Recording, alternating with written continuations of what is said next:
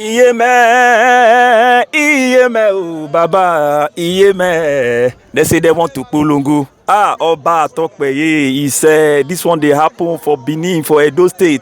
As the government tell the people of Edo State, say make they lock down, where they lock down, government tell they say they go give them food, where go sustain them throughout this lockdown. As all the EA and the Malay come out, they wait for this elephant gift where the government won't give them. Wait till they see now 10 kg bag of rice.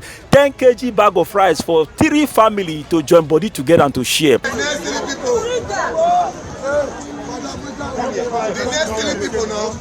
When we do the mathematics with some people, they say 10 kg bag of rice now 6 they can have. Now the government say make 3 family go join body together, make they go shop.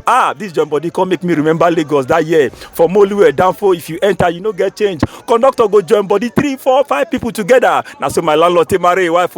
Now those stay don't be the same pattern for people. Say me they go join body take shop price. Meanwhile now they say me they maintain social distance. The way funny us pass. One day they go the cut they say my people make una no forget say now Governor Obaseki now give una this rice make una chop. They get energy to vote for the next election.